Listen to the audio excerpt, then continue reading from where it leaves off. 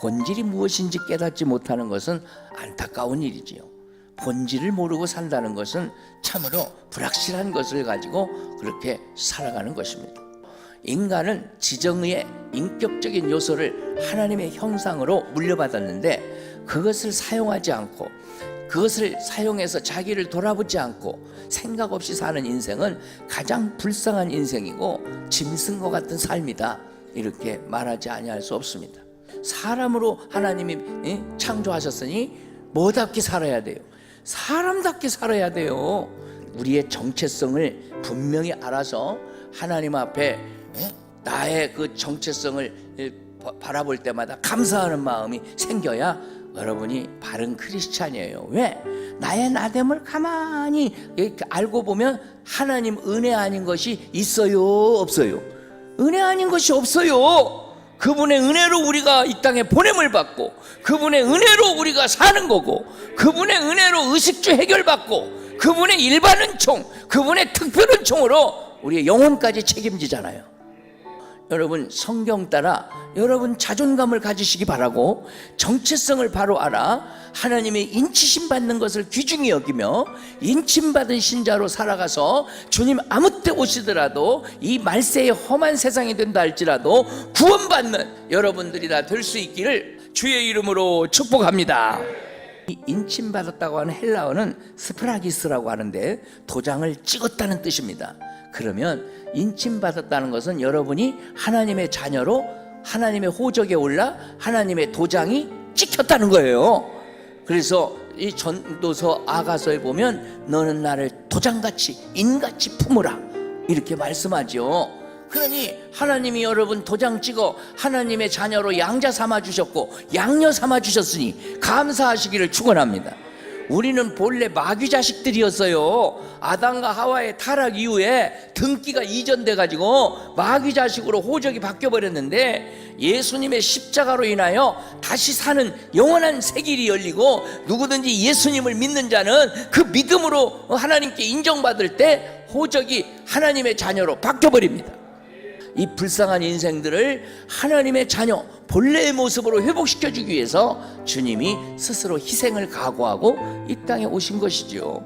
그래서 십자가에서 대속의 피를 흘리시고 누구든지 예수님 믿으면 그분이 치러준 죄값으로 인하여 이제 대속의 은혜를 받게 되고 그분이 부활 승천하심으로 말미암아 예수님 재림하시면 새 생명으로 살아나는 놀라운 은혜를 잊게 되진 것이죠. 하나님께서 인침받은 자, 이런 사람을 귀중하게 여기는데 오늘 본문 2절 3절 보면 이 천사가 살아계신 하나님의 인을 가지고 해돋는 데로부터 올라와서 땅과 바다 해롭게 할 권사를 받은 네 천사를 향하여 큰 소리로 외쳐 이르되 우리가 하나님의 종들의 이마에 인치기까지 하면서 천사들이 하나님의 그 자녀로 구별된 사람들에게 인치는 장면이 나옵니다.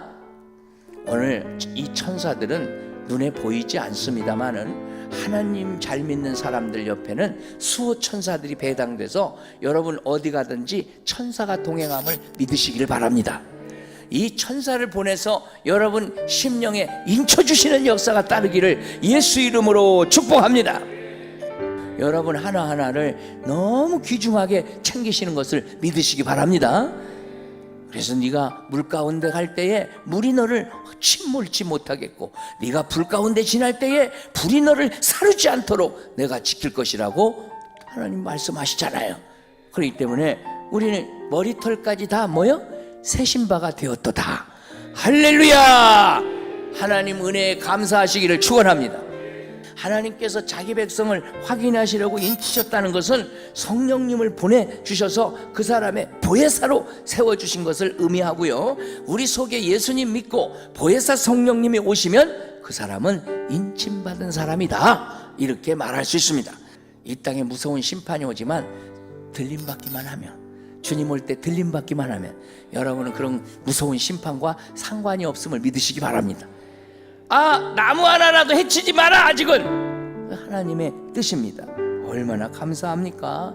출애굽기 12장 6절 7절 13절 보면 하나님의 사람들을 그때도 양의 피만 문설주에 발라져 있으면 죽음의 천사가 그냥 지나가서 살렸어요. 하나님이 구원받을 사람을 그때 다 구별하시는 것처럼 이 다음에 최후 심판 때도 여러분들 인침받은 사람이 들림받을 때까지 무서운 최후 심판을 유보하신다는 것이죠.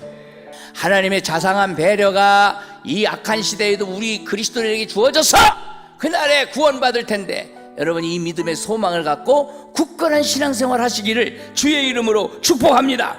충성의 삶을 살아야 돼. 그날에 들림받으려면 행함이 있는 믿음이 산믿음으로 유지되는 비결인데, 믿음으로 구원받지만 행함으로 구원받는 건 아니지만 행동이 안 따르는 믿음은 어느 날 믿음이 죽어버립니다.